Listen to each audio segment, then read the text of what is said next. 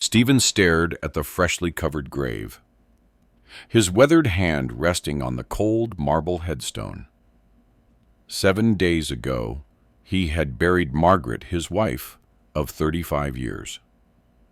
The wind whistled through the cemetery trees, carrying away the last mourner's whispered condolences.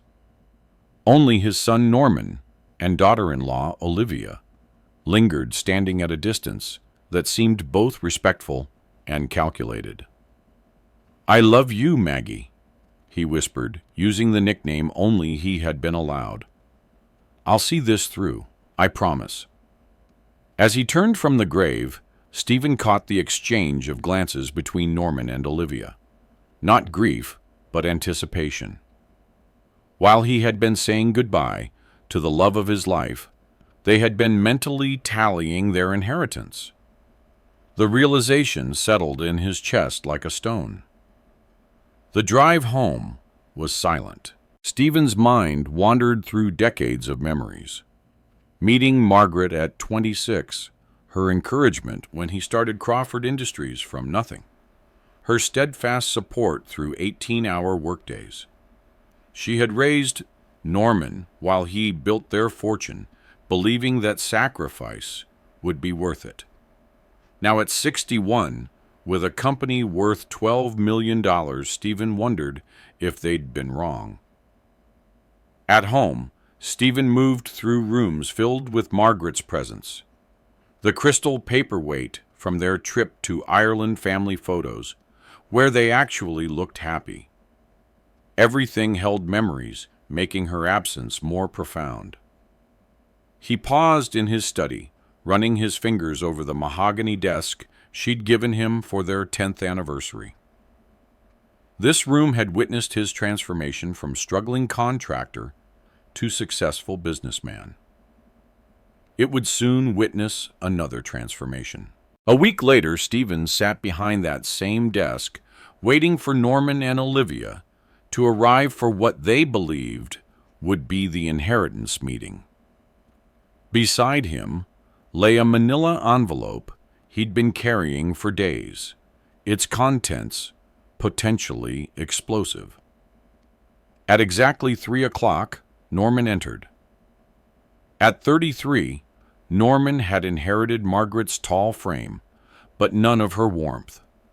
His perfectly pressed suit, paid for by Stephen, like his education and every opportunity he'd ever had, couldn't hide the entitlement in his eyes. Behind him walked Olivia, his wife of 8 years, her blonde hair styled in that artificial way that probably cost more than most people's weekly salary. "Dad?" Norman began, settling into the leather chair across from Stephen. His voice carried that condescending tone reserved for someone perceived as obsolete. "I know this is difficult, but we need to discuss the practical matters." Olivia didn't even attempt sympathy. She perched on the edge of her chair, manicured nails drumming against her designer purse. "Stephen, we appreciate you calling this meeting. Norman and I have been talking, and we think it's time to make some important decisions about the company." Stephen studied her face, noting the barely contained excitement in her green eyes. Olivia had never worked a day in her life, marrying Norman straight out of college, when she realized he was set to inherit everything. She'd spent 8 years playing the perfect daughter-in-law, while calculating every asset they owned. "The company?" Stephen asked, keeping his voice neutral. "What about it?" Norman shifted forward, his expression earnest in that practiced way. "Well, with Mom gone, it makes sense to transfer everything to my name. You're 61, Dad. You should be thinking about retirement, enjoying your golden years." The phrase made Stephen's jaw clench, as if he hadn't earned every gray hair, building something from nothing, while Norman learned to expect everything handed to him. Besides, Olivia added, her voice sickeningly sweet, Now that the old lady is gone, we can finally modernize things, bring the company into the 21st century. The old lady. She called Margaret the old lady. Something cold settled in Stephen's chest, but he kept his expression calm. Margaret had always defended Olivia, insisting she just needed time to adjust to the family. Even after Olivia had made snide comments about their outdated traditions, even after she'd rolled her eyes during Margaret's stories about the early days, Margaret had continued to include her, to love her like the daughter she'd never had. Modernize how? Stephen asked, genuinely curious about what Olivia thought she knew about running a business. Well, for starters, we could sell off some of the smaller properties, Olivia said, eyes gleaming. That old warehouse district you're so attached to is prime real estate now. We could make millions flipping it to developers. And that construction crew you've kept on payroll for 20 years, she continued. Half of them are ready for retirement. Anyway, those men had helped Stephen build everything. Tony Fernandez had been with him since the beginning, working overtime without complaint when they landed their first big contract. Jim Sullivan had a son in college and another getting married next year. To Olivia, they were just numbers on a spreadsheet. Mom always said you were too sentimental about business. Norman added, his tone gentle but patronizing. It's time to think with your head, not your heart. Margaret had never said that. If anything, she'd always supported his decision to treat employees like family. She'd hosted Christmas parties for them, remembered their children's names, sent flowers when they lost loved ones. But Norman and Olivia had rewritten history to suit their narrative. Stephen looked at his son. This man he'd raised, educated and supported for 33 years, and tried to find something familiar in his face. When had he become so calculating? When had the boy who used to help in the workshop on weekends turned into someone who spoke about his mother's death as an opportunity? You seem to have this all figured out, Stephen said finally. Olivia smiled, mistaking his calm for agreement. We've put a lot of thought into it. Norman has some excellent ideas about expanding into commercial development. With the right investments, we could double the company's value in 5 years. Double it by destroying everything Margaret and Stephen had built together. By firing people who'd been loyal for decades. By turning their family business into another soulless corporation focused only on profit margins. There's just one thing, Stephen said, opening the top drawer of his desk. Inside was the manila envelope he'd been carrying sealed and waiting for this moment. We need to wait for my attorney. Norman frowned. Attorney, Dad, this is just family. We don't need lawyers for a simple transfer. Oh, but we do, Stephen replied, feeling something he hadn't felt in days, a small spark of satisfaction. Because there are some things about this inheritance that you don't know. Olivia's smile faltered slightly. What kind of things? The kind that require legal documentation. Stephen checked his watch. 3:15. David should be here any minute. The room fell silent, except for the ticking of the grandfather clock Margaret had insisted they buy for their 25th anniversary. Norman and Olivia exchanged glances, and Stephen could see the first hint of uncertainty creeping into their expressions. Dad, you're being dramatic, Norman said, but his voice had lost some of its confidence. What could possibly require an attorney that we can't discuss as a family? Stephen met his eyes directly. Son, there are things about this family that you've never known. Things your mother and I decided to keep private, to protect you. Olivia leaned forward, her composure slipping. What things?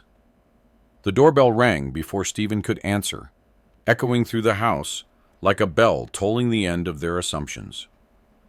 Stephen stood slowly, feeling every one of his 61 years in his bones, but also feeling lighter than he had in decades.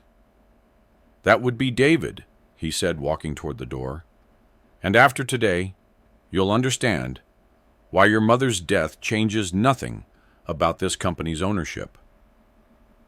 As Stephen left them sitting in stunned silence, he heard Olivia whisper urgently to Norman, "What is he talking about?" But Norman had no answer. How could he? He'd never bothered to learn the real story of his birth, the real story of their family. He'd been content to live in the comfortable lie they'd built around him.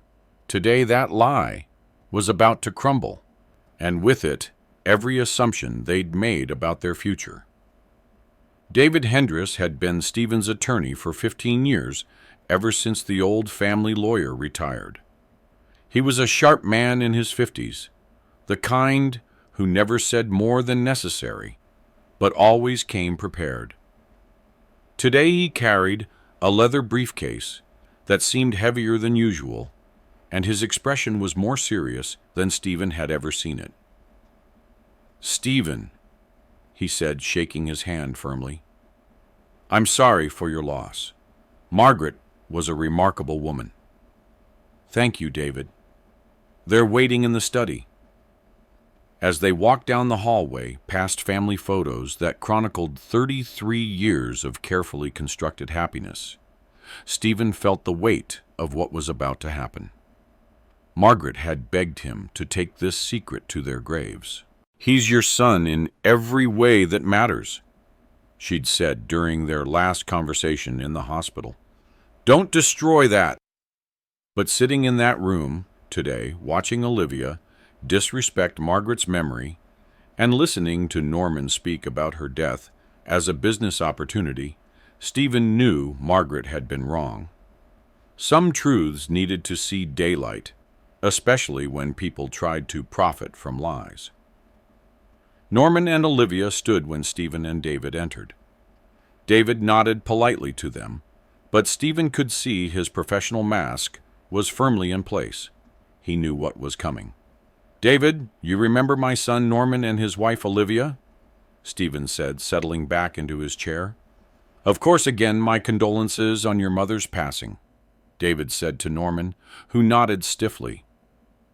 Olivia had regained some of her composure, but Stephen noticed her hands were clenched in her lap. "Mr. Hendris, we appreciate you coming, but this really is just a family matter." Stephen was about to transfer this company assets to Norman. David's eyebrows rose slightly as he looked at Stephen. "Is that so?" "Actually," Stephen said, enjoying the moment more than he probably should have. "That's not quite accurate. I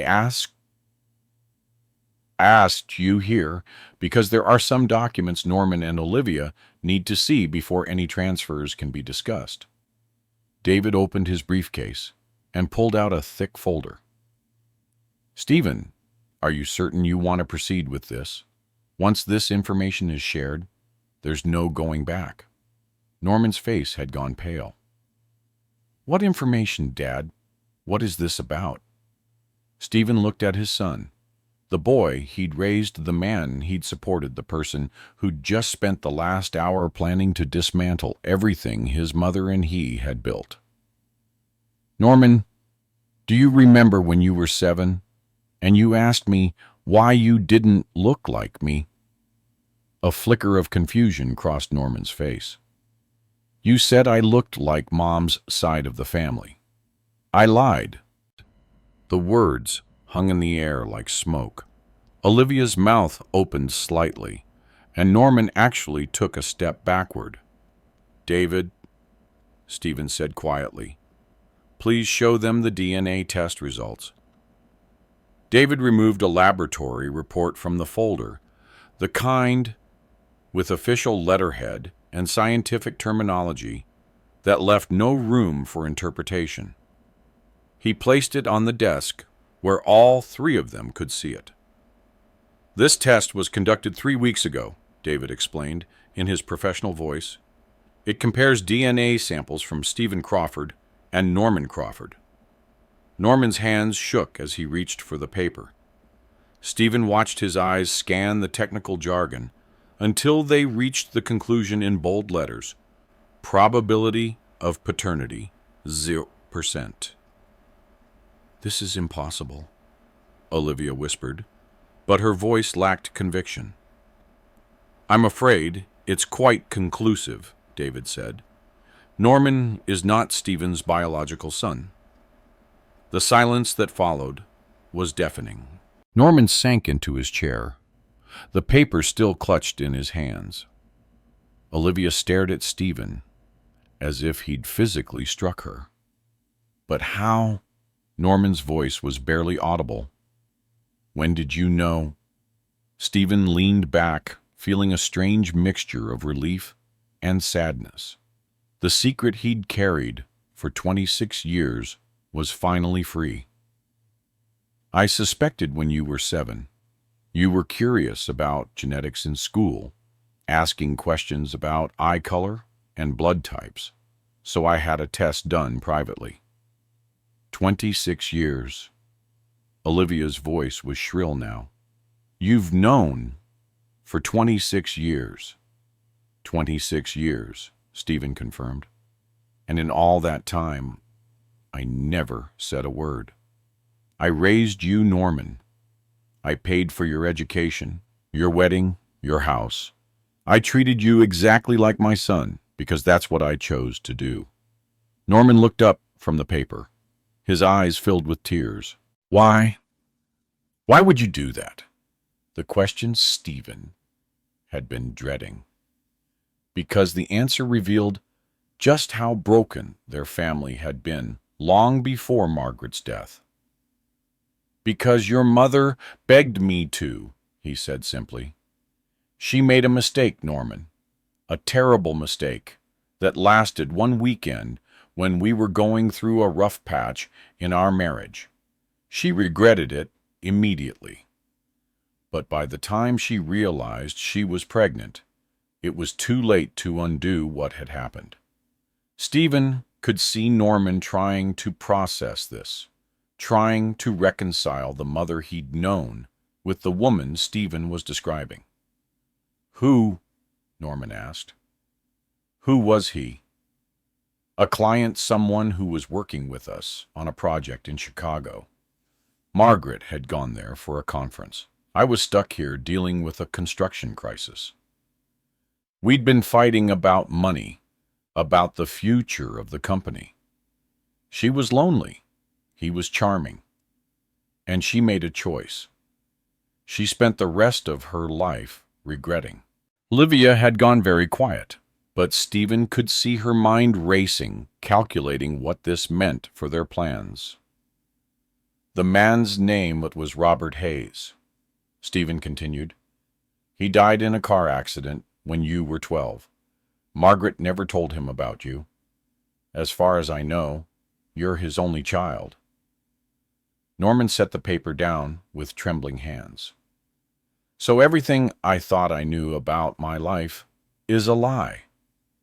"No," Stephen said firmly. "The love your mother and I had for you was real.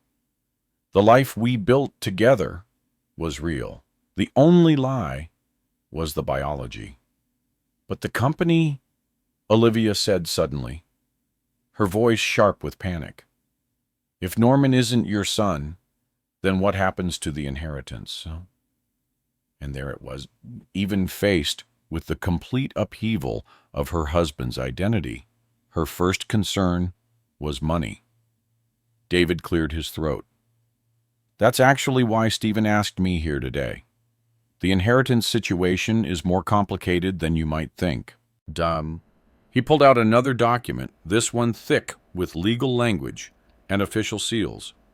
"You see, Crawford Industries was never part of any joint estate planning with Margaret. Stephen has maintained sole ownership of the company throughout their marriage. Margaret's will, which was read last week, pertains only to personal assets. The house, her jewelry, her personal accounts. Olivia's face went white. What are you saying? I'm saying, David continued, that the company was never going to be inherited by Norman's biological son, or not. It has always been Stephen's to dispose of as he sees fit. Norman looked at Stephen with an expression he couldn't quite read. You mean all this time, while we were planning for me to take over the company? You were planning, Stephen corrected. I never made any such promises. The truth was settling over them like a heavy blanket. Norman wasn't Stephen's biological son, which meant he had no blood claim to anything. But more importantly, he'd never had a legal claim either. The company Stephen had built from nothing remained his to control.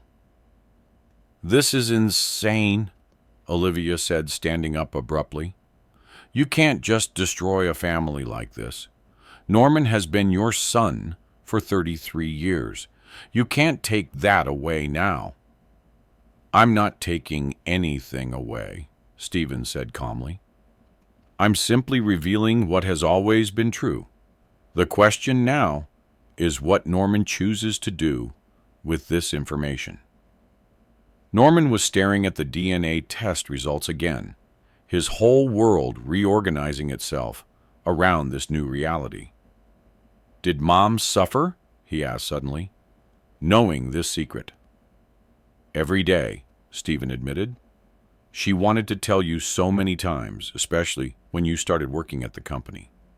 But she was terrified you'd hate her for the lie. And you hate her? Stephen considered the question, thinking about 35 years of marriage, the good times and the difficult ones. For about 6 months, yes, I was furious, hurt, betrayed. But then I realized that hating her wouldn't change anything. You were here, you were innocent, and she was genuinely sorry. So I made a choice to forgive and move forward. How noble, Olivia said sarcastically.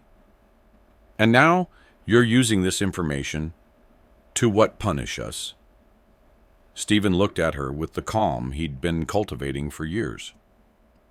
I'm not punishing anyone, Olivia. I'm simply making sure everyone understands the reality of the situation before any decisions are made about the future. David gathered his papers back into the folder. Stephen, do you want me to explain the legal implications? Please. Norman, as you're not Stephen's biological son, you have no automatic inheritance rights to Crawford Industries. However, Stephen could still choose to leave you the company in his will if he desired. That remains entirely his decision. The word could hung in the air like a challenge. Norman looked at Stephen with something between hope and fear. What do you want from me? He asked. It was the first time in years that Norman had asked what Stephen wanted, instead of demanding what he thought he deserved. But before Stephen could answer, Olivia's phone rang. She glanced at it, and her face went even paler. I have to take this, she said, stepping toward the window as she whispered urgently into the phone. Stephen wondered what new crisis was developing. But honestly, at this point, he was beyond caring about Olivia's problems.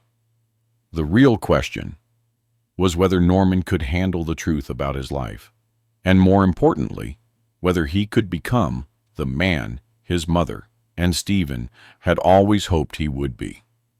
But judging by the way he was looking at that DNA test, Stephen suspected they were about to find out just how deep his character really went. Olivia's phone call lasted exactly 4 minutes and 37 seconds. Stephen knew because he watched the clock on his desk, noting how her voice grew more agitated with each passing moment. When she finally hung up, her face had taken on a grayish pallor that made her expensive makeup look garish. "Everything all right?" Stephen asked, though her distress was obvious.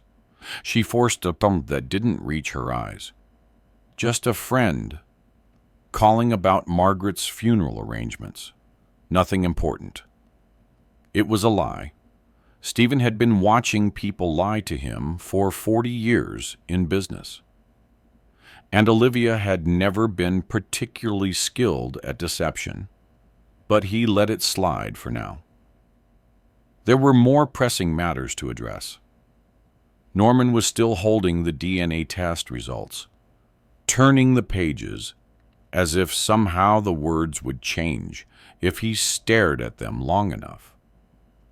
The boy Stephen had raised had always been this way, unable to accept unpleasant realities until they absolutely forced themselves upon him. "Norman," Stephen said gently, "I know this is a shock, but we need to discuss what this means for the future." Norman looked up, his eyes red-rimmed but dry. "What future? Everything I thought I knew about myself is a lie." "Not everything," Stephen insisted. "The man you've become, the education you received, the opportunities you've had. Those were all real. The love your mother and I had for you was real. But the inheritance," Olivia interjected, her voice sharp with barely controlled panic. "Legally," David said, consulting his notes, "Norman has no automatic claim to anything. However, that doesn't mean Stephen couldn't choose to provide for him." Stephen stood up slowly, his back aching from the tension of the afternoon. Walking to the window, he looked out at the grounds Margaret had lovingly maintained for 3 decades. The rose garden, where she'd spent countless hours, the oak tree they'd planted when Norman graduated high school, the gazebo, where they'd hosted family barbecues every summer. "There's something else you both need to understand," Stephen said without turning around. "The company has never been in any danger of being inherited by anyone." He heard Olivia's sharp intake of breath behind him. "What do you mean?" Norman asked. Stephen turned to face them, his hands clasped behind his back. "Crawford Industries has been structured as a trust for the past 15 years. Margaret and I established it when the company's value reached $5 million. The trust ensures that the business continues to operate according to specific guidelines, regardless of who controls it." David nodded, pulling out another document. "The Crawford Family Trust has very specific provisions about succession. Stephen serves as the primary trustee, but the ultimate beneficiaries and the conditions of inheritance are clearly outlined." Olivia leaned forward, her knuckles white, as she gripped the arms of her chair. "What conditions, please?" "The trust requires that any successor demonstrate a genuine commitment to the company's values and employees," Stephen explained.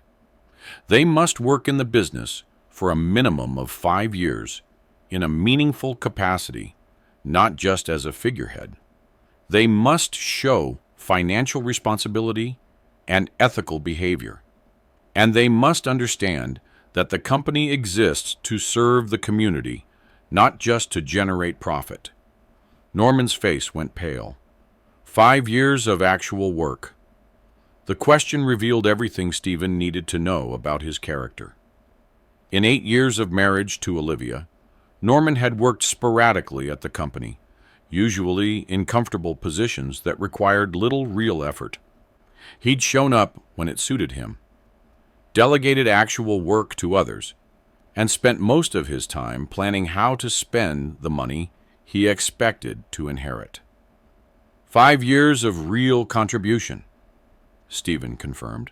Learning the business from the ground up, understanding how we operate, why we make the decisions we do, what our responsibilities are to our employees and their families. That's ridiculous, Olivia said, her composure finally cracking. Norman has an MBA from Northwestern. He doesn't need to learn construction from the bottom up. His MBA taught him theory, Stephen said calmly. It didn't teach him what it means to be responsible for 63 families who depend on Crawford Industries for their livelihoods. Stephen walked back to his desk and opened the bottom drawer, pulling out a thick folder he'd been preparing for months. This contains financial records for every employee we have, he said, setting it on the desk.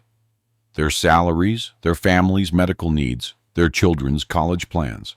Every decision we make affects real people with real problems.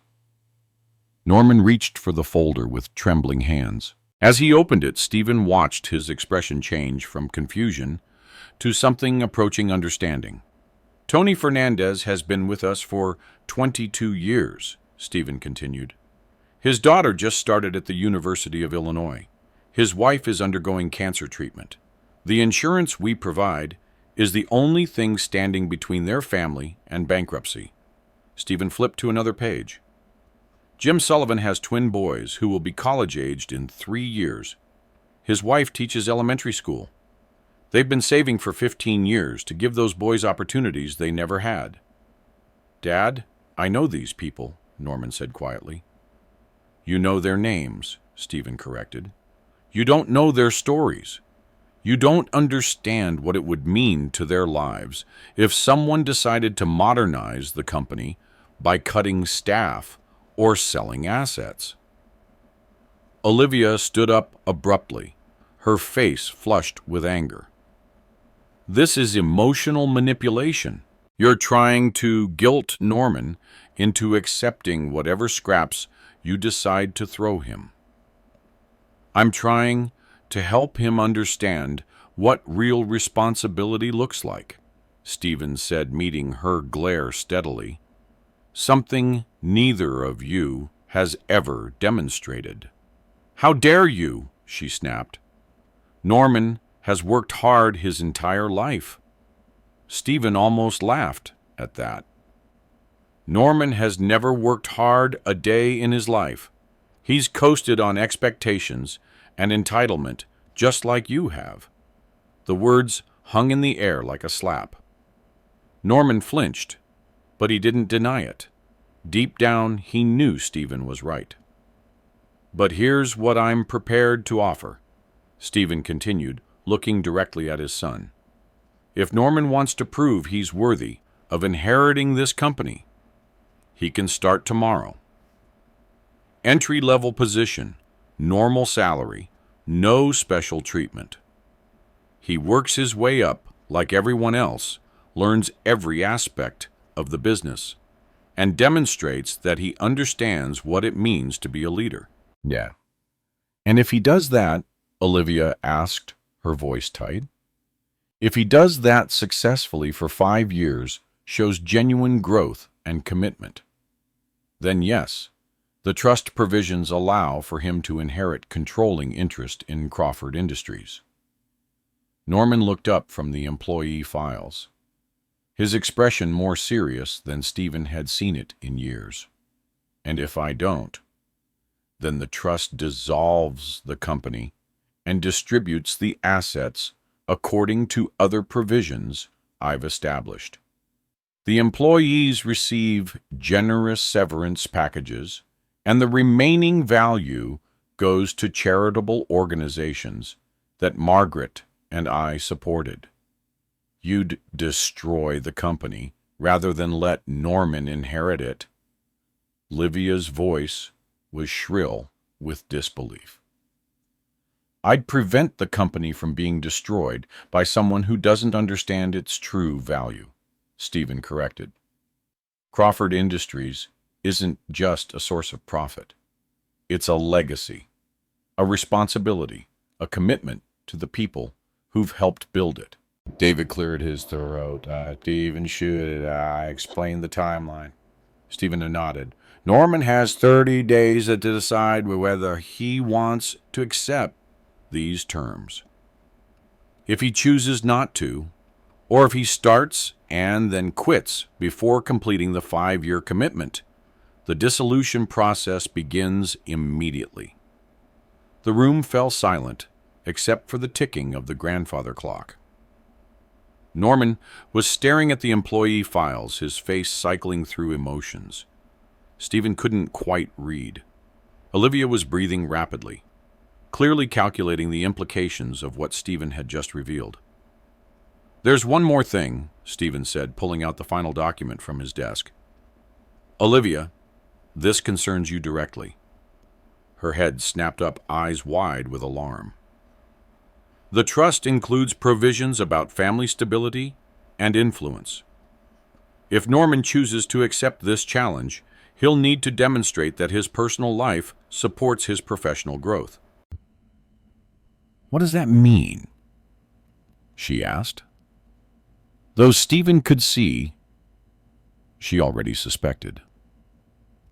It means that anyone who actively undermines the company's values or tries to manipulate Norman's decisions will be considered a disqualifying influence. Stephen handed her the document. These are the specific behavioral requirements outlined in the trust. I suggest you read them carefully. As Olivia scanned the pages, her face went through a series of expressions: confusion, anger, then pure terror, as she realized what she was reading. This is a prenuptial agreement, she whispered. Modified and updated as of last month, David confirmed. If Norman accepts the challenge, and Olivia's behavior is deemed detrimental to his success, the marriage becomes grounds for disqualification from the inheritance. Norman looked up sharply. You're asking me to choose between my wife and the company. I'm asking you to choose between enabling destructive behavior and taking responsibility for your future, Stephen said. The choice is entirely yours. But as Stephen watched Olivia's face crumple with the realization that her 8-year investment in this marriage might be worthless, he knew that the real test was just beginning. The question wasn't whether Norman would choose the company over his wife. The question was whether he had the strength to choose the man he could become over the boy he'd always been. And judging by the way he was looking at those employee files, studying the faces of people whose livelihoods depended on his decisions, Stephen thought there might be hope for him yet. But Olivia's next words shattered that fragile optimism. Norman, she said, her voice deadly quiet, we need to talk privately. And Stephen realized that the real battle for his son's soul was about to begin. Absolutely not, Olivia said, her voice sharp enough to cut glass. Norman, we are not discussing private family matters in front of him. The way she said him, referring to Stephen, as if he were a stranger, rather than the man who'd raised Norman for 33 years, told Stephen everything he needed to know about where this conversation was heading. Olivia, Norman said quietly, still holding the employee files. Maybe we should hear Dad out completely before we make any decisions. Your father. She laughed, but there was no humor in it. Norman, he just told you that you're not his biological son. He's been lying to you your entire life, and now he wants to hold that over your head to control you. Stephen watched his son's face, carefully looking for signs of how her words were affecting him. Norman had always been susceptible to Olivia's manipulation, but something in his expression suggested the DNA revelation had shaken him more deeply than she realized. The lying was to protect him, Stephen said calmly.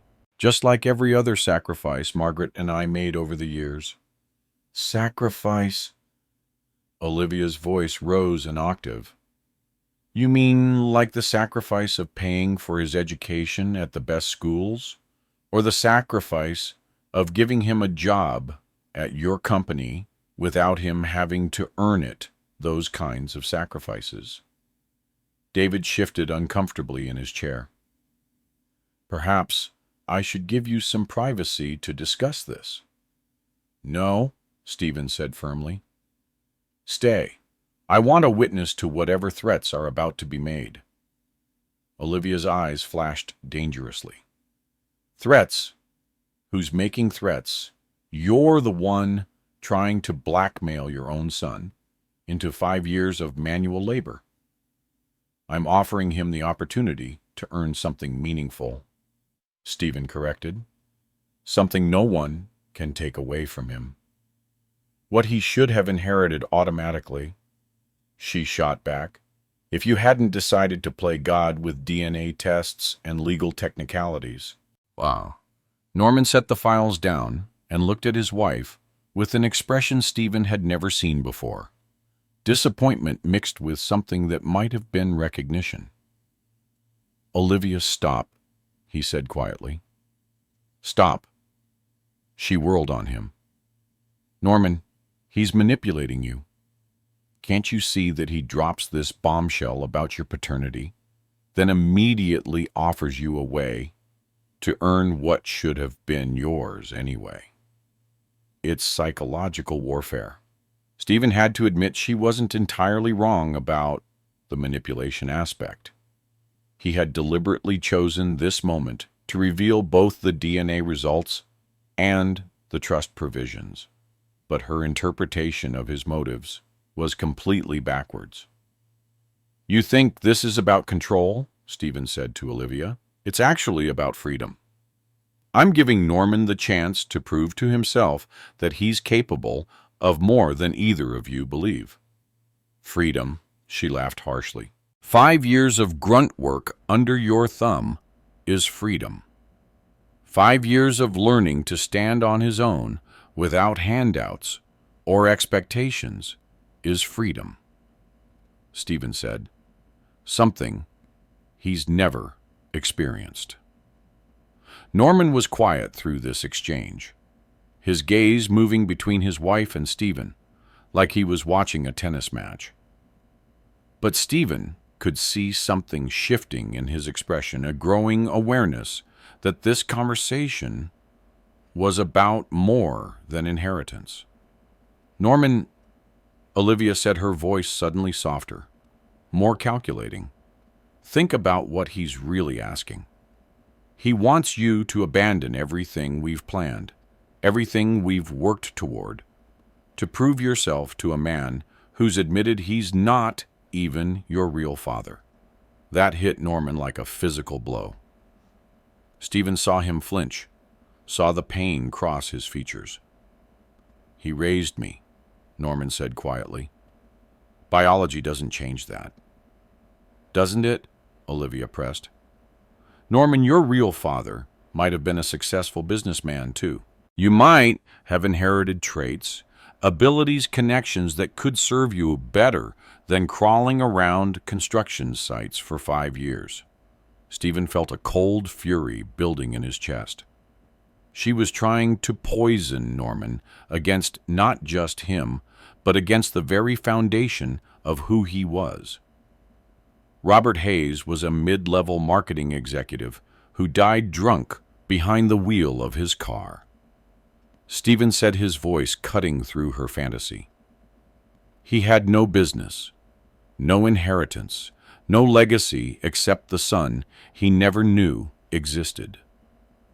Olivia's face went white, but she recovered quickly. Then Norman's better off without both of you controlling his life. What exactly are you suggesting? Norman asked. She turned to face him, fully taking his hand in hers. We leave tonight. We take what money we have, move somewhere else. Start fresh. You don't need to prove anything to anyone. With what money? Norman asked. Everything we have comes from Dad. The house, the car, even our bank accounts are tied to Crawford Industries. We'll figure it out, she said. But Stephen could hear the desperation creeping into her voice. You're smart, educated. You can get a job anywhere. Norman stared at her for a long moment, and Stephen could see him really looking at his wife, perhaps for the first time in years, seeing not the supportive partner she pretended to be, but the woman who would rather have him fail independently than succeed under Stephen's guidance. What job, Olivia? He asked quietly. Doing what I have, an MBA and 8 years of showing up to an office where I never learned anything meaningful. Who's going to hire me for anything that pays enough to maintain the lifestyle you're accustomed to? She dropped his hands as if they'd burned her. So you're just going to let him control you forever? I'm going to consider an opportunity to actually earn something for the first time in my life, Norman said, his voice growing stronger. Maybe find out who I really am when I'm not just living off someone else's work. Stephen felt a spark of pride at those words. The first real hope he'd had in years, that his son might have inherited something valuable from him after all. Not genes, but character. Norman, Olivia said, her voice taking on a desperate edge. Think about what you're saying. 5 years of construction work, manual labor. That's not who you are. How do you know who I am? Norman asked. How do I know who I am? I've never actually tested myself. Olivia's phone rang again. The same urgent tone as before. This time, she declined the call, but not before Stephen saw her face go pale again. Who keeps calling you? Norman asked, noticing her reaction. It's nothing, she said quickly. Just my sister being dramatic about wedding planning. Another lie. Olivia's sister had been married for 3 years. David Sewell. Stephen said, Could you excuse us for a moment? I think the family needs to have a private conversation. David nodded, gathering his papers. I'll be in the kitchen if you need me. Take your time. After he left, Stephen turned to face Norman and Olivia directly. There's something else you both need to know. The reason I decided to reveal everything today wasn't just about the inheritance. Norman looked up sharply. What do you mean? Stephen walked to his desk and pulled out a folder he'd been hoping not to use. Olivia, that phone call wasn't from your sister, was it? It was from Marcus Reeves at First National Bank about the personal loan you took out 3 months ago using this house as collateral. Norman's head snapped toward his wife. What loan? Olivia's mouth opened and closed like a fish gasping for air. Norman, I can explain. Vicente. The loan for $250,000, Stephen continued relentlessly, that you've already defaulted on. The loan you took out, without Norman's knowledge, forging his signature on the application. The silence that followed was deafening. Norman stared at his wife as if he'd never seen her before. You mortgaged our house, he whispered. It's not our house, she said desperately. It's his house. He owns everything, Norman. By committing fraud. Norman's voice was rising now. Olivia, what did you do with the money? She looked around the room like a trapped animal. I invested it in a business opportunity. It was supposed to be a sure thing. What business opportunity?" Stephen asked, though he already knew the answer from the private investigator's report sitting in his safe. "A spa franchise," she said weakly. "In Phoenix. My friend Kelly said we could triple our investment in 6 months." Norman put his head in his hands. "Olivia, tell me you didn't lose $250,000 to some pyramid scheme." Her silence was answer enough. "The bank wants their money," Stephen said quietly. "They called me this morning because they can't reach you. They're starting foreclosure proceedings on Monday." Norman looked up at Stephen with pure desperation. "Dad, I didn't know. I swear, I didn't know anything about this." "I know," Stephen said. "That's why I'm prepared to make you an offer." Both of them stared at him. "I'll pay off the loan," Stephen said. "All of it, but only if Norman accepts the 5-year challenge, and only if Olivia agrees to certain conditions." "What conditions?" she asked, though her voice suggested she already dreaded the answer. "You return to school and get a job. A real job, not some fantasy business venture. You attend financial counseling to learn how to manage money responsibly. And you never, ever use any asset connected to this family as collateral for anything without written permission."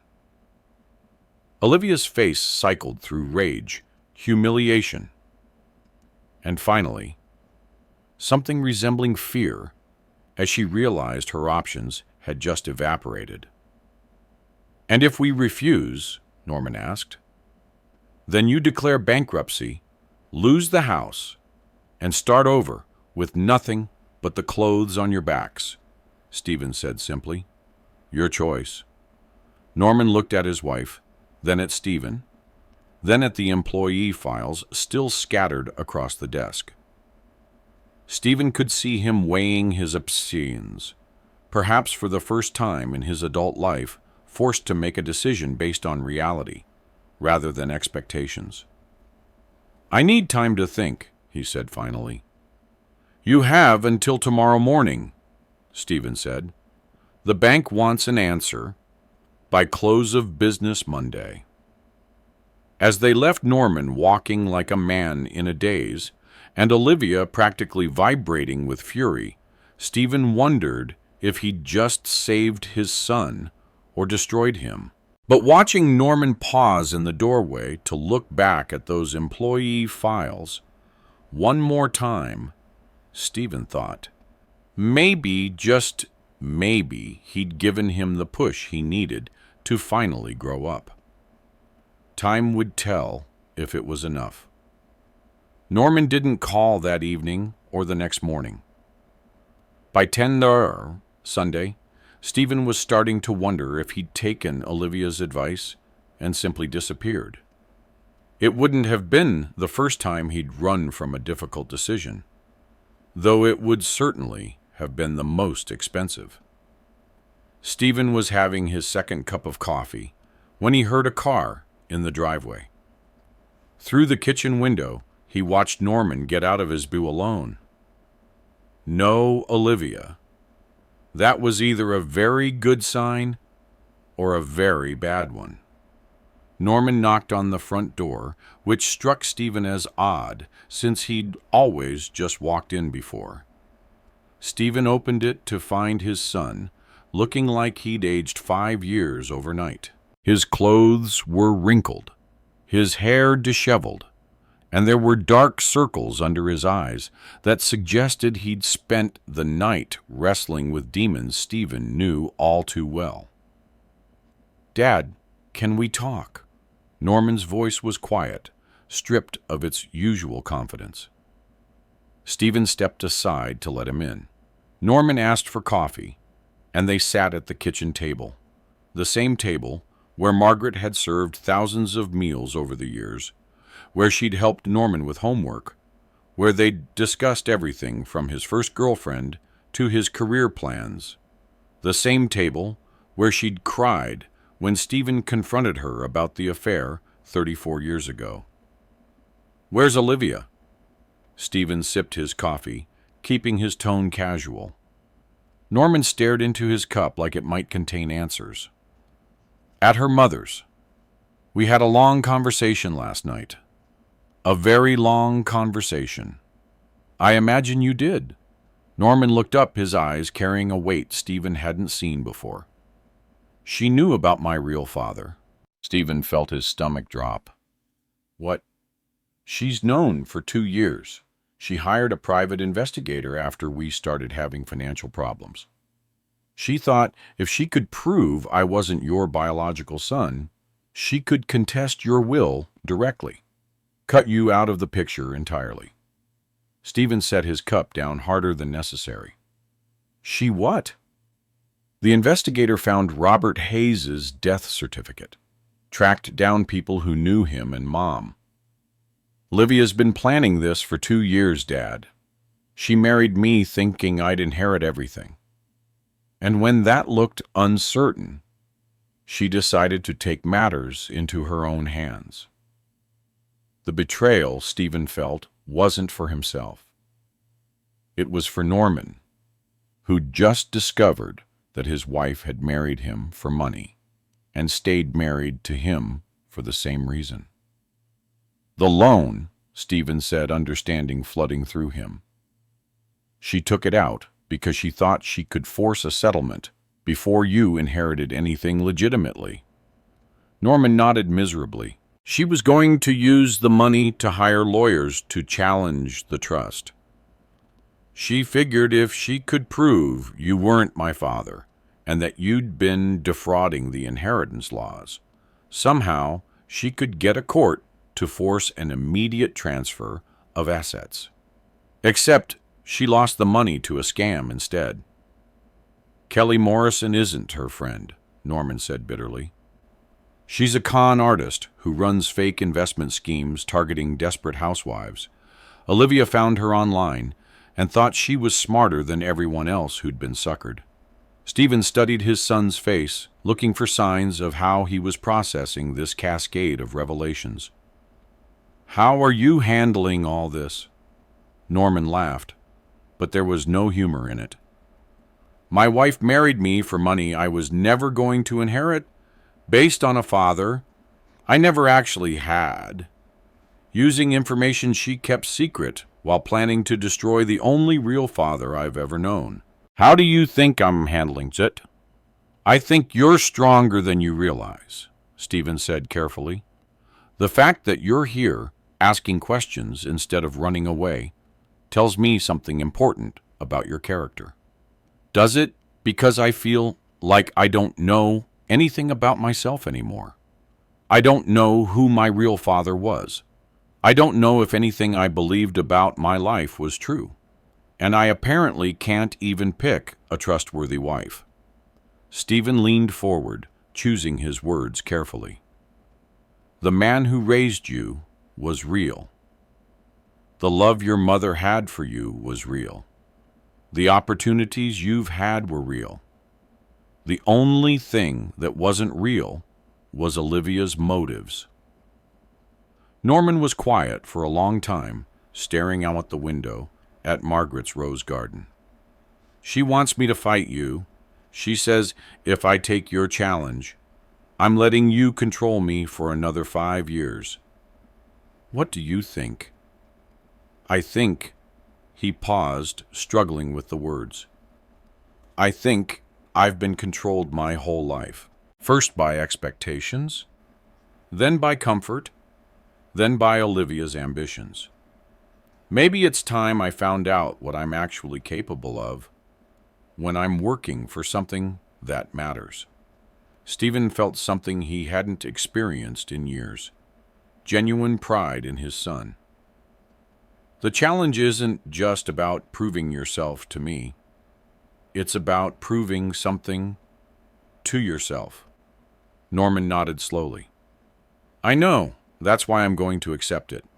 Relief flooded through Stephen, but he kept his voice steady. And Olivia. Norman's face hardened in a way Stephen had never seen before. Olivia has a choice to make. She can support this decision and work on becoming a better person, or she can leave. I'm not going to let her sabotage this opportunity. That's not going to be easy, Stephen warned. She's invested 8 years in a particular vision of your future. A vision based on lies and theft, Norman replied. Dad, she forged my signature. She committed fraud, using our home as collateral. Even if I wanted to trust her again, how could I? It was a fair question, and one that told Stephen that Norman was finally thinking clearly about his marriage. There's something else, Norman continued. Something I need to tell you before I start this challenge. Stephen waited. I've been scared of you my entire life, Norman said quietly. Scared of disappointing you. Scared of not measuring up. Scared that you'd figure out I wasn't good enough to be your son. The words hit Stephen like a physical blow. Let me finish. Norman held up his hand. I realize now that fear kept me from ever really trying. It was easier to coast, to take the easy positions at the company, to let you handle the real decisions. Because if I never really tried, I could always tell myself that I would have succeeded if I'd wanted to. Stephen saw so much of himself in that confession. The young man who'd been terrified of failing, who'd almost let that fear keep him from starting Crawford Industries at all. But yesterday, reading those employee files, seeing what the company really means to people like Tony and Jim, I realized something, Norman continued. I don't want to be the kind of person who's afraid of trying. I don't want to be the kind of man who lets other people carry his responsibilities. That takes courage, Stephen admitted. Yeah, well, maybe I inherited some of that from you after all, Norman said with a small smile, even if it's not genetic. They sat in comfortable silence for a few minutes, both pressing the weight of what had just shifted between them. When do I start? Norman asked finally. Tomorrow morning, 6:10 a.m. We'll start with the Riverside Project, new commercial development that needs foundation work. You'll be working with Tony's crew. Norman nodded. What should I tell them about why I'm there? The truth, that you're learning the business from the ground up, because you want to understand what it really means to build something. And if they think I'm just playing around, slumming it for a few weeks, Stephen smiled. Then you'll have to prove them wrong. Every day. For 5 years. Norman stood up, extending his hand to Stephen. Deal. Stephen shook his hand, feeling the calluses that would soon develop from real work. Deal. As Norman headed toward the door, he paused. Dad, what happens if I fail? If I can't handle the physical work? Or if I don't learn fast enough? Then you fail, Stephen said simply. But you'll fail trying to become something better than what you were. That's more than most people can say. Norman nodded and left. Stephen watched him drive away, noting that he didn't turn toward the house he shared with Olivia. Instead, he headed toward downtown, probably to find an apartment where he could start his new life without the weight of her expectations. An hour later, Stephen's phone rang, Olivia's number. Stephen, her voice was tight with controlled fury. About what? He replied calmly. About the way you're destroying my marriage. Stephen almost laughed. I didn't forge anyone's signature or lose $250,000 to a con artist. You manipulated Norman with that DNA test. You knew it would turn him against me. I told him the truth. What he does with that information is his choice. He's leaving me, she said, her voice cracking. 8 years of marriage, and he's throwing it all away because you've convinced him he needs to prove something. Olivia, Stephen said gently, Norman isn't leaving you because of me. He's leaving you because you betrayed his trust in the most fundamental way possible. I did everything for us, she screamed. Everything I did was to secure our future. Everything you did was to secure your future, Stephen corrected. Norman was just the vehicle you planned to use. She was quiet for a long moment, and when she spoke again, her voice was different, smaller. What if I apologize? What if I make it right? Can you make it right? Stephen asked. Can you give him back the trust you broke? Can you undo the lies you told and the fraud you committed? I can try. Then try, Stephen said, but don't expect him to make it easy for you. Trust, once broken, is the hardest thing in the world to rebuild. After hanging up, Stephen sat at the kitchen table for a long time, thinking about trust and truth and the price we pay for both. Margaret had broken his trust once and spent 34 years earning it back. Norman had broken his trust by being careless with the opportunities he'd given him. But Norman was starting the hard work of earning it back. Whether Olivia would do the same remained to be seen. But for the first time in years, Stephen felt hopeful about the future. Not because he knew how things would turn out, but because he finally believed Norman had the strength to handle whatever came next. The real test would begin tomorrow morning at 6:00 a.m., when his son learned what it meant to earn something he couldn't lose. At 5:45, the next morning, Norman pulled into the Riverside construction site, wearing new work boots and Carhartt pants he'd purchased the night before. His hands clutched the steering wheel, knuckles white with anxiety. Around him, pickup trucks were arriving, carrying men who'd spent their lives building things with their hands. Men who, unlike Norman, had earned every dollar they'd ever made. Taking a deep breath, he stepped out of his luxury sedan, immediately aware of how out of place it looked among the dusty trucks and work vehicles. A few of the crew members glanced his way, expressions ranging from curiosity to outright suspicion. Norman squared his shoulders and walked toward the construction trailer where Tony Fernandez would be assigning the day's tasks. Tony looked up from his clipboard, surprise flickering across his weathered face. "Mr. Crawford, didn't expect to see you here, especially not this early." Norman extended his hand, trying to project confidence he didn't feel. "I'm reporting for work, Tony. I'll be joining your crew starting today." Tony's eyebrows shot up. "Is this some kind of joke?" "No joke. I'm here to learn the business from the ground up. Your crew seemed like the best place to start." Tony studied him for a moment, skepticism evident in every line of his face. "You know we're pouring concrete today, right? It's not exactly a corner office with a view." "I know. That's why I'm here. I need to understand every aspect of what we do." Tony barked a laugh. "All right, rich boy. Rich, grab a shovel from the supply truck. Let's see how long you last." The next 8 hours were the most physically demanding of Norman's life.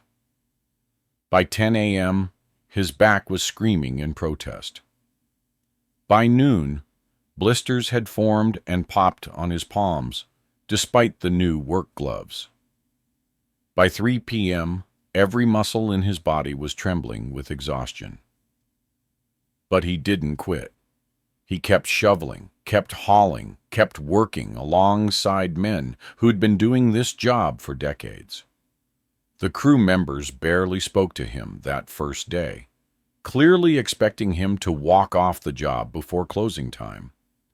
But Norman stayed until the last truck pulled away, until the last form was set for tomorrow's pour.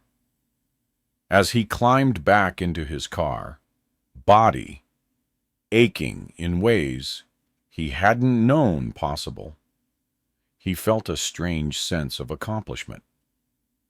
He hadn't done anything particularly skilled, but he'd survived. Sometimes that was enough. The second day was worse. His muscles, stiff from the previous day's exertion, protested every movement. The crew still kept their distance, watching with barely concealed amusement as he struggled with the most basic tasks. Norman overheard one of them betting $20 that he wouldn't last the week. By the end of the first week, Norman had lost 7 pounds and gained a dozen new calluses. He'd also earned a grudging nod of acknowledgement from Tony, who'd clearly been expecting him to quit days ago. "You're still here," Tony remarked as Norman was washing up after shift on Friday. "I'm still here," Norman confirmed, wincing as he flexed his raw hands. "Why, you got something to prove." Norman considered the question, remembering the conversation with his father. "Maybe I've got everything to prove." Tony snorted. "Well, don't expect special treatment just because your last name's on the company letterhead." "I don't want special treatment," Norman replied. "I want to learn." "We'll see about that," Tony said, but there was less hostility in his voice than before. The second week brought new challenges. Tony assigned Norman to work directly with Jim Sullivan, teaching him the basics of reading construction blueprints. Jim was quieter than Tony, more patient, but equally skeptical of Norman's commitment. "Your father started out just like this," Jim commented during their lunch break. "Hauling lumber, mixing concrete, learning every job on the site." Norman looked up in surprise. "He did?" "Sure did. Didn't have your fancy education, though. He learned it all the hard way. Took him 15 years to build this company into something. Worked alongside us every day until it got too big for him to be on every site." Norman digested this information, trying to reconcile it with the powerful, untouchable figure his father had always seemed to him. "I never knew that." "There's a lot you don't know," Jim replied simply. "Question is, are you willing to learn?" A month into the challenge, Norman had fallen into a rhythm. Wake at 4:30 a.m. Arrive at the site by 5:45. Work until his body ached. Go back to his small apartment downtown. Collapse into bed. Repeat. The crew had slowly started to accept his presence, no longer making bets about his departure date. One of them, Miguel, had even invited him for a beer after work on Friday. It was during that beer that Norman learned Miguel's son had just been accepted to Calabria, the first in their family, thanks to the Crawford Industries Scholarship Program, a program Norman had never bothered to learn about, despite supposedly working for the company for years. Your parents, they understand what it means to build something that lasts, Miguel said, his pride evident. Not just buildings, opportunities. The conversation stuck with Norman for days afterward, making him question how much else he had overlooked, while focused solely on what he thought he deserved. 6 weeks into the challenge, Olivia appeared at the construction site. Norman spotted her from across the yard. Designer sunglasses, immaculate white dress, completely out of place among the dirt and machinery. The crew fell silent as she picked her way across the muddy ground toward him. "What are you doing here?" Norman put down his tools, wiping sweat from his brow. Olivia's face twisted with distaste as she took in his appearance, dirt-streaked, sweaty, dressed in worn work clothes. "I needed to see it for myself. Needed to see what was worth throwing away our marriage." Norman glanced around, aware that every member of the crew was watching this exchange. This isn't the place for this conversation. "When would be a good time, Norman? You're either here or passed out in that pathetic apartment. You won't return my calls. You won't see me." "There's nothing to say, Olivia. You lied to me for years." Her voice dropped to a harsh whisper. "I was trying to protect our future. Everything I did was for us." "No, everything you did was for you. You never asked what I wanted. You just assumed it was the same thing you wanted." Olivia's expression hardened. "And this is what you want, playing construction worker, getting your hands dirty with the common people. Look at yourself, Norman. You look like a laborer." The disgust in her voice was palpable, but instead of feeling ashamed, Norman felt a surge of pride. "Maybe that's exactly what I need to be right now." "This is ridiculous," she snapped. "You had everything. We had everything. And you're throwing it all away to please a man who isn't even your real father." The crew members exchanged glances. This new information spreading through whispers. Norman felt his cheeks burn not with shame, but with anger. "He's more my father than Robert Hayes ever was," Norman said firmly. "Now please leave. I have work to do." Olivia's face contorted with rage. "You have to choose, Norman. Me or this charade. Because I won't wait forever. I've already chosen." She stormed off, leaving Norman standing amid the sudden silence of the construction site. He could feel the weight of 24 pairs of eyes on him, questions hanging in the air. After a moment, Tony approached. "Take 5 if you need it," he offered gruffly. Norman shook his head. "Thanks, but I'd rather keep working." Tony nodded, a new respect in his eyes. "All right then. Let's finish setting those supports." The incident with Olivia changed something in Norman's relationship with the crew. The revelation about his parentage, rather than creating distance, seemed to humanize him in their eyes.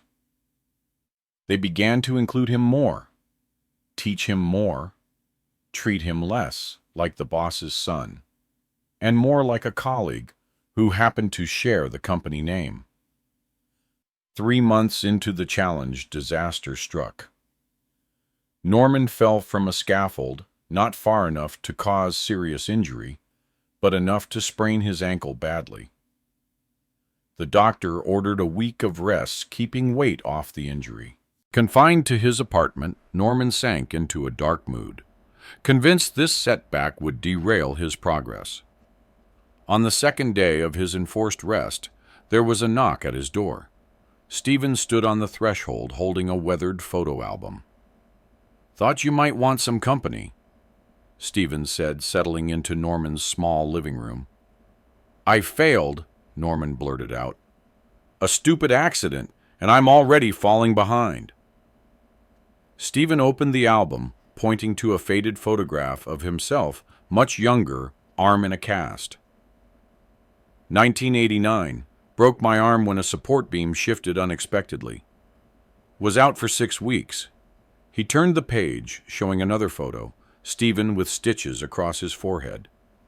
1992. Took 12 stitches when a piece of metal roofing came loose in a windstorm. Page after page showed the physical toll of building Crawford Industries. Injuries, setbacks, exhaustion captured in frozen moments. You think this journey is supposed to be easy. It's not. It's supposed to be hard. That's how you know it's worth doing. Norman stared at the visual history of his father's struggle. A struggle he'd never bothered to learn about. I didn't know. You never asked, Stephen replied simply. You saw the success, not what it took to achieve it. Do you think I can do this? Norman asked, voicing the doubt that had plagued him since day one. Stephen closed the album, meeting his son's eyes. I think you can. But more importantly, I think you're starting to believe you can. And that's the real victory here. A week later, Norman returned to the site, his ankle wrapped but functional. The crew welcomed him back with good-natured teasing about his vacation. Tony even clapped him on the shoulder, a gesture of camaraderie that would have been unthinkable 3 months earlier. Thought we might have lost you, Tony remarked. Norman shook his head. Not a chance. I'm just getting started. Bah. 5 years and 3 months later, Stephen sat behind his mahogany desk, watching Norman review quarterly reports with a precision that would have been unimaginable half a decade earlier. The study remained physically unchanged. The same leather chairs, the same family photos, the same crystal paperweight from Ireland. But the dynamic between the two men had transformed completely.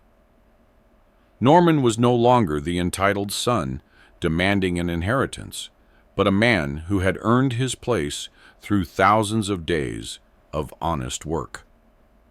Norman's appearance told its own story. His hands, once smooth from a lifetime of privilege, were now calloused from years on construction sites. His shoulders had broadened from physical labor. His posture reflected a confidence born not from expectations, but accomplishment. Even the way he analyzed spreadsheets had changed, no longer skimming for bottom-line numbers, but examining the human implications behind every figure. The Henderson project came in under budget and ahead of schedule, Norman said, pointing to a graph showing cost projections versus actuals. Tony Fernandez deserves most of the credit. He's implemented this new communication system between the office and field crews that's eliminated most of our scheduling conflicts. Stephen smiled at the mention of Tony, remembering the foreman's initial skepticism when Norman had first appeared at the Riverside project in brand new work boots. Tony had expected another entitled rich kid playing at construction for a week or two. Instead, Norman had endured 6 grueling months learning the most basic skills, mixing concrete, reading blueprints, understanding material tolerances, all while being treated no differently than any new hire. More importantly, Norman had learned to listen to the men who'd been building things since before he was born. What about the Riverside expansion that was your first project? Stephen asked, curious to see Norman's perspective on returning to where his journey had begun. Norman flipped through several pages before finding the relevant data. Profitable, but barely. We're looking at about a 7% margin, which is below our target. He paused, studying the numbers. We could improve that significantly by cutting labor costs, replace some of the senior crew with newer hires at lower rates. On paper, it would boost our return to around 12%. Stephen waited, watching his son navigate the financial versus human calculation he himself had wrestled with for decades. But I don't recommend it, Norman continued. Jim Sullivan's crew has been with us for 8 years now. They know that site better than anyone. They're efficient, and their institutional knowledge is worth far more than the 300,000 we'd save by replacing them. He looked up from the reports, his expression resolute. Their loyalty to Crawford Industries deserves loyalty in return. There it was, the understanding Stephen had hoped Norman would develop. Crawford Industries wasn't merely a profit engine, but a community of people whose livelihoods depended on decisions made in this room. It had taken Norman 3 years to fully grasp this concept, to see beyond the immediate financial incentives to the long-term human costs. Good analysis? Stephen nodded. What's your recommendation for next year's growth strategy? Norman leaned back in his chair, unconsciously mirroring a gesture Stephen had made thousands of times over decades of leadership. Controlled growth. We take on projects that challenge our capabilities, but don't overextend our resources. We invest in training for our existing crews, rather than expanding headcount too quickly. And we maintain the profit-sharing program, even though it will mean lower executive compensation. Stephen noted that 5 years ago, Norman wouldn't have known about their profit-sharing program, much less understood its importance to company morale and retention. Now he was advocating for it, even when it affected his own potential earnings. Sounds like you've learned something about leadership, Stephen observed. Norman's smile was rueful. I've learned that real leadership isn't about having authority. It's about earning the right to guide people who trust your judgment. Stephen reached for the bottom drawer of his desk and removed a sealed envelope he'd been saving for this moment. These came yesterday. Norman accepted the envelope, opened it carefully, and scanned the contents. His eyebrows rose slightly as he processed what he was reading. Transferred documents. Effective today, you own 51% of Crawford Industries. Stephen allowed himself a moment of emotion. Congratulations, son. Me. The word son still carried weight between them, even after years of working through what it meant. Norman had never tried to contact Robert Hayes's family until recently, had never expressed interest in exploring that side of his genetics.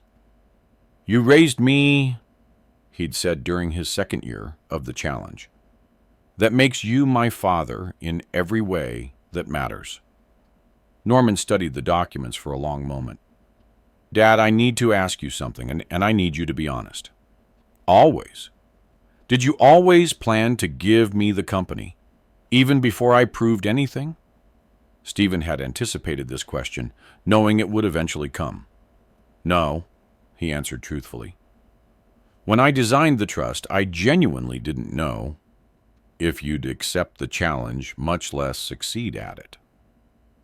The dissolution provision wasn't a bluff.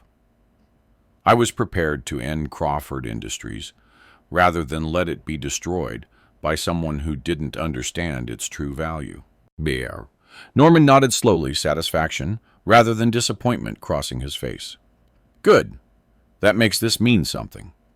They sat in comfortable silence, both understanding that this moment marked the end of one relationship and the beginning of another. For 5 years, Stephen had been Norman's teacher and evaluator. Now, he was simply his father and business partner. There's something else you should know, Norman said, his expression shifting. Olivia and I finalized our divorce last week. Stephen wasn't surprised. They'd been separated for 4 years, ever since Norman had refused to quit the challenge, and Olivia had rejected the conditions Stephen had established for paying off her fraudulent loan. She'd eventually declared bankruptcy and moved back in with her mother, working as a receptionist at a dental practice while attending community college courses in marketing. "How are you feeling about that?" Stephen asked carefully. "Relieved mostly," Norman admitted. "I kept hoping we might rebuild something, but eventually I realized you can't construct a foundation on sand.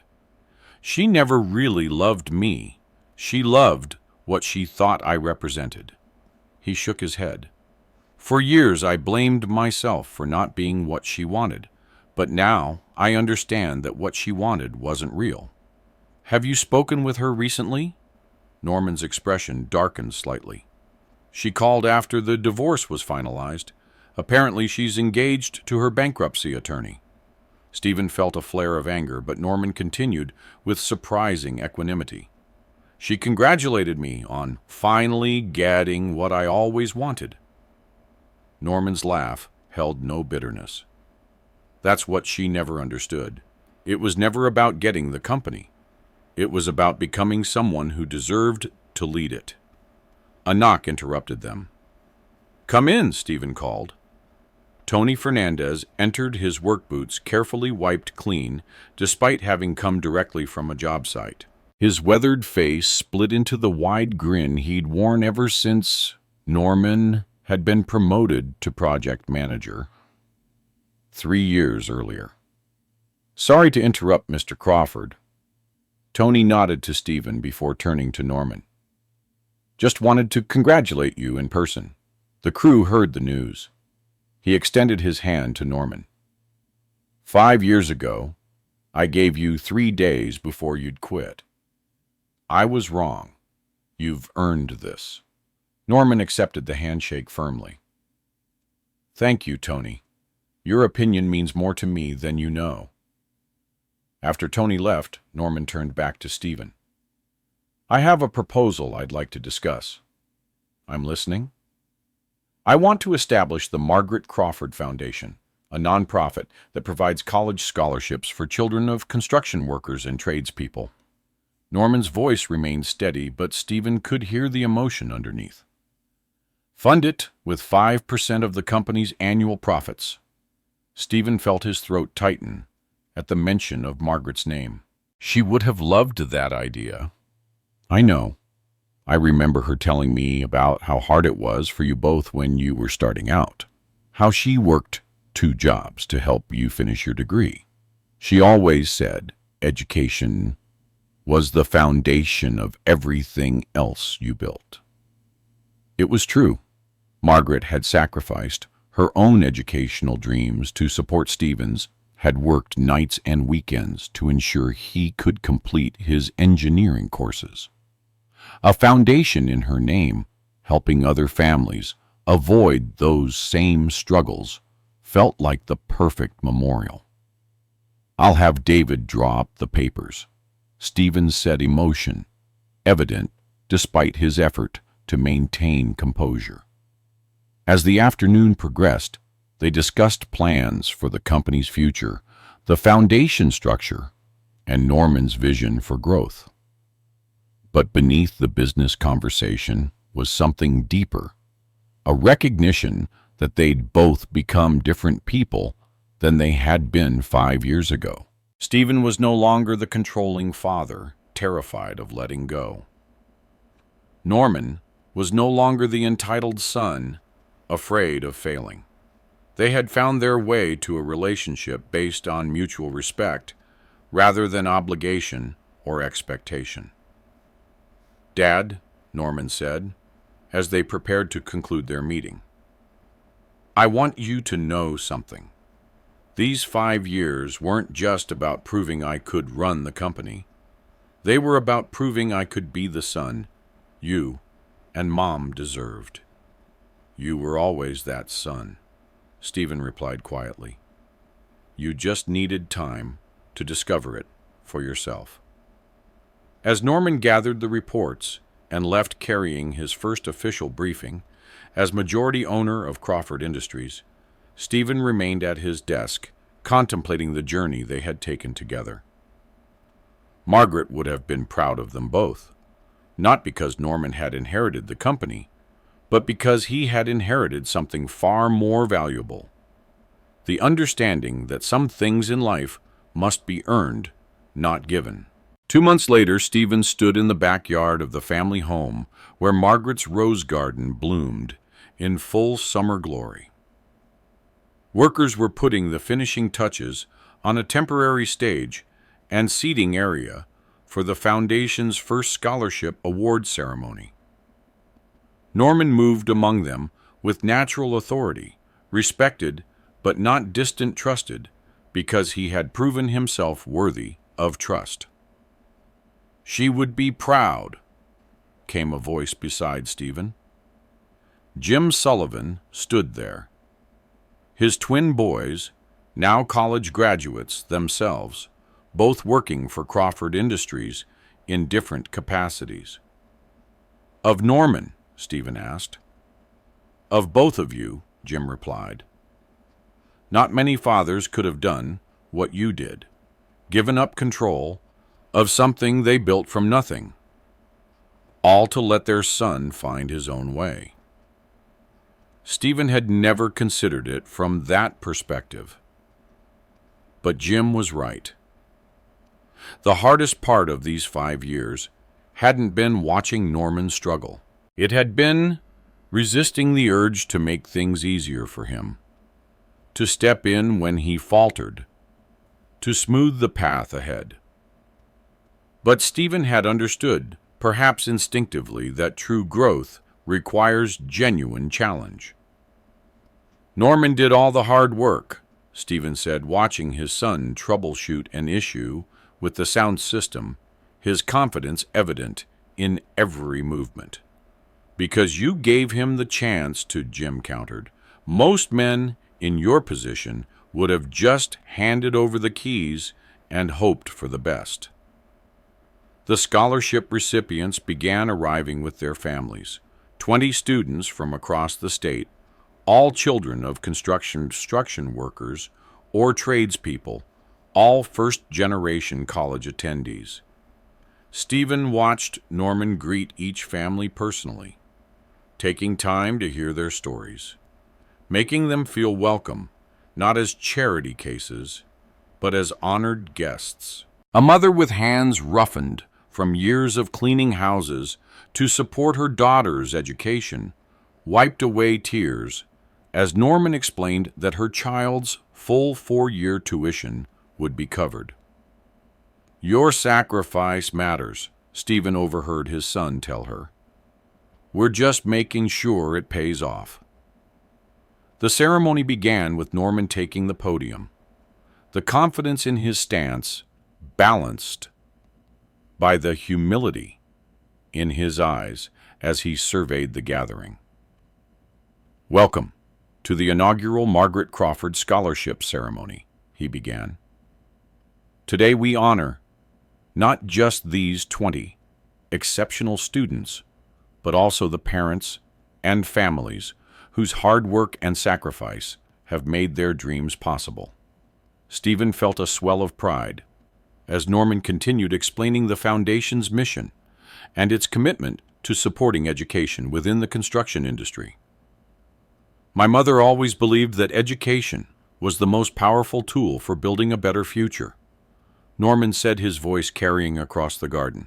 "And my father taught me that anything worth having is worth working for."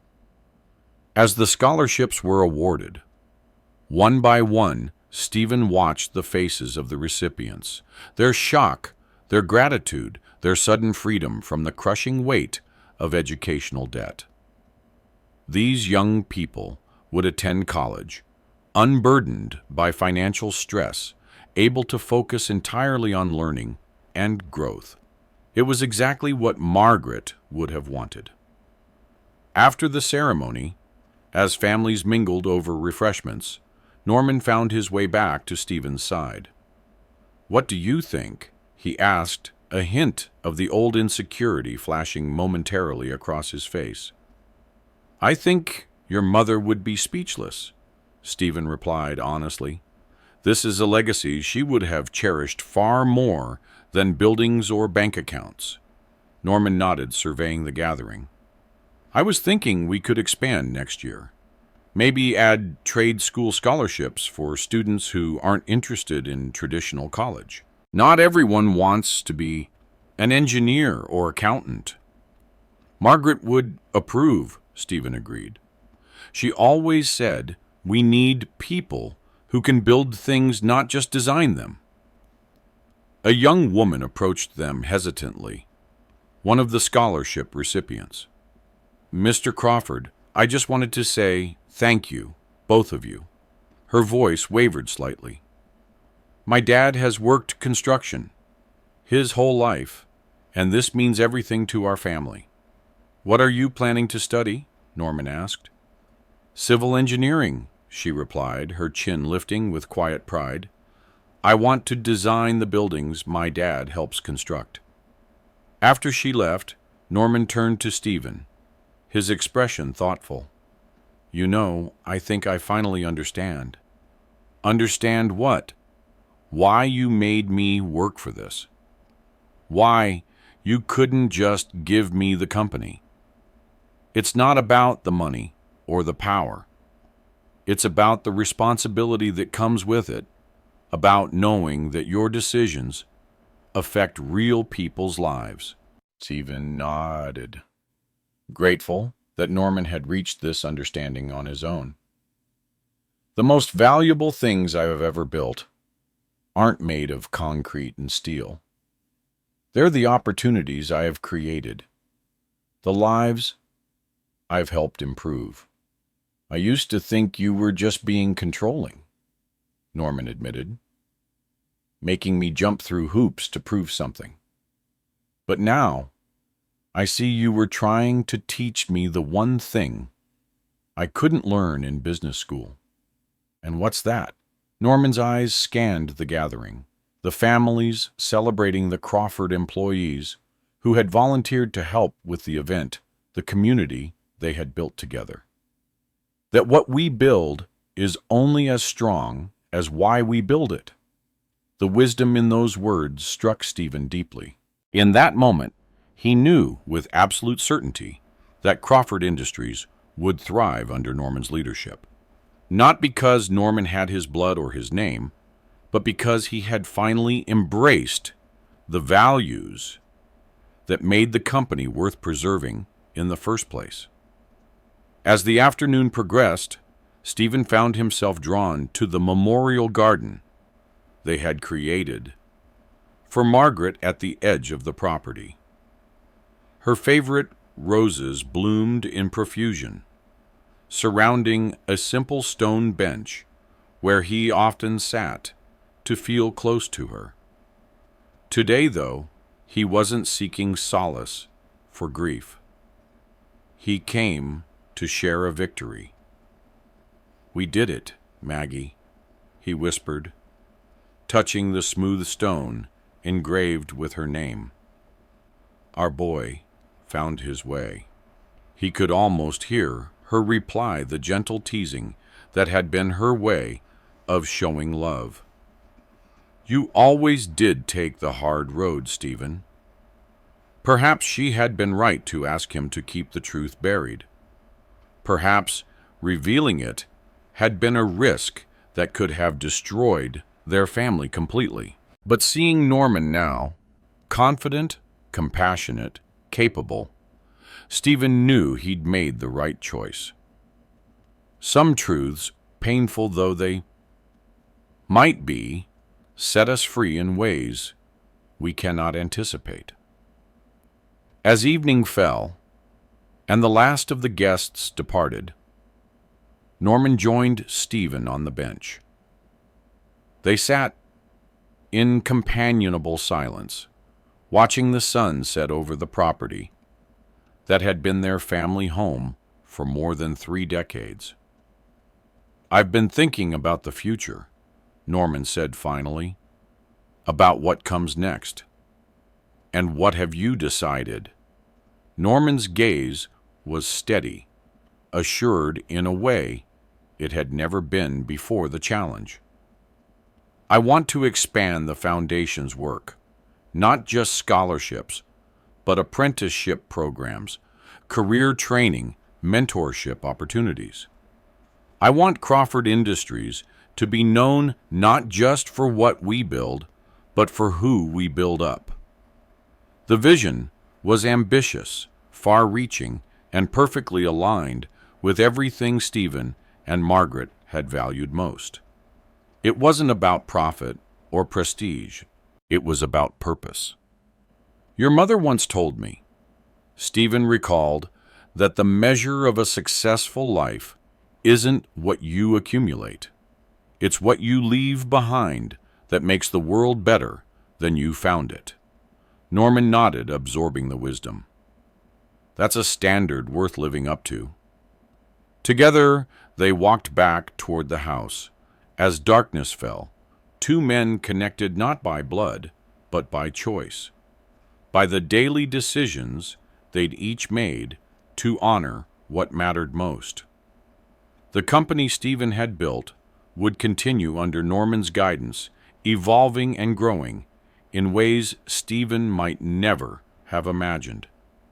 But its heart, its core purpose, would remain the same. A week later, Stephen found Norman in the study, surrounded by architectural plans for the Foundation's headquarters. "What do you think?" Norman asked, gesturing to the renderings. "We could break ground next spring on that parcel near the community college." Stephen studied the designs, impressed by the thoughtful integration of classroom spaces, offices, workshop areas, and community gathering places. It wasn't just a building, it was a vision made concrete. "It's perfect," Stephen agreed. "Accessible, practical, and beautiful. Just like the best construction should be. We'll need to restructure some of our existing contracts to free up capital," Norman explained, shifting to the financial projections. "But I've run the numbers, and we can do this without compromising our commitments to current projects or employee benefits." The ease with which Norman navigated these complex decisions, balancing financial realities with aspirational goals, confirmed everything Stephen had hoped for 5 years ago. Norman hadn't just learned the business, he'd internalized its values. "When I started this company," Stephen reflected, "I never imagined anything like this. I just wanted to build things that would last. And now, I think the most lasting things we build aren't structures at all. They're legacies of opportunity, of chance, of faith in people's potential." Stephen gestured to the plans between them. "This is your vision, Norman, and it's a worthy one." They spent the afternoon refining details, planning timelines, imagining possibilities. It was the most natural collaboration they'd ever experienced. Father and son, working as equals, each bringing different strengths to a shared purpose. As the discussion wound down, Norman asked a question that had perhaps been brewing for years. "Do you ever regret not telling me sooner about Hayes, I mean?" Stephen considered this carefully. "I regret that it took such a dramatic revelation to set you on this path. But I don't regret protecting you from a truth that might have hurt you before you were ready to bear it." "I think I understand that now," Norman replied. "Sometimes the kindest truths are the ones we discover when we're ready to hear them." The wisdom in that observation, the recognition that truth's value depends not just on its accuracy, but on its timing and context, showed Stephen just how far Norman had come. No longer the entitled young man demanding his due, he had become someone who understood the complex interplay of truth, kindness, and growth. 3 months later, the Crawford Family Trust officially transferred majority ownership to Norman. The legal proceedings were simple, almost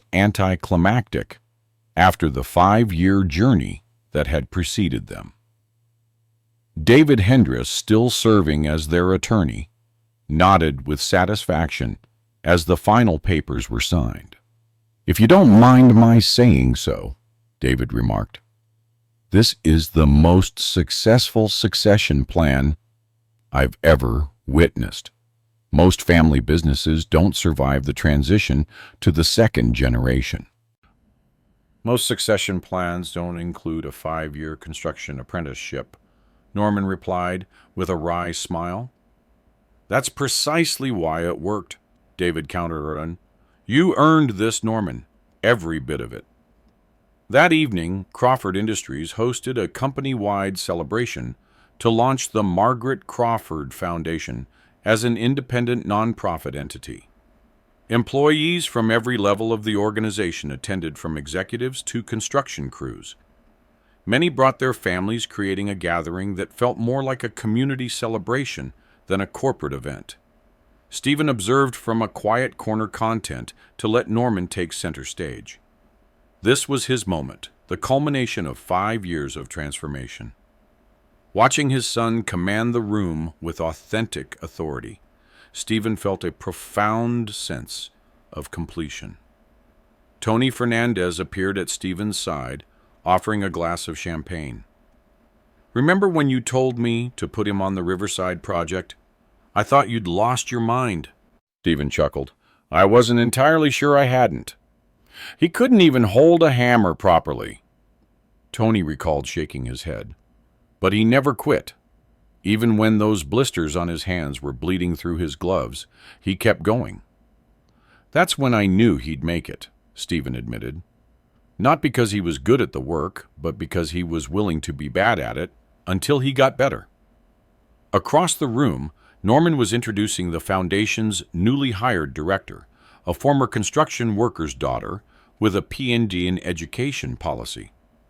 Her passionate speech about creating pathways to success for working families drew enthusiastic applause. "You know what impresses me most?" Tony mused, watching Norman field questions with thoughtful consideration. "He listens, really listens, not like someone waiting for their turn to talk, but like someone trying to understand." That was perhaps the highest praise Norman could receive.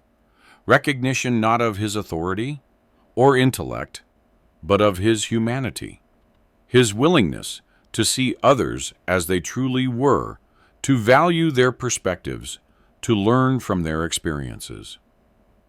As the evening wound down, Norman approached Stephen with a young woman Stephen didn't recognize. "Dad, there's someone I'd like you to meet." Norman's expression held a mixture of nervousness and resolution. "This is Emma Hayes." Stephen felt a momentary confusion, then sudden understanding, as he recognized the surname. "Hayes." Norman nodded. "Robert Hayes's niece. I tracked down his family last month. I thought it was time I learned about that side of my history, too." Emma extended her hand. "It's an honor to meet you, Mr. Crawford. Norman has told me how you raised him. I think my uncle would have been grateful." The grace of this moment, Norman embracing his complex heritage, rather than denying it, bringing together the disparate threads of his identity, struck Stephen profoundly.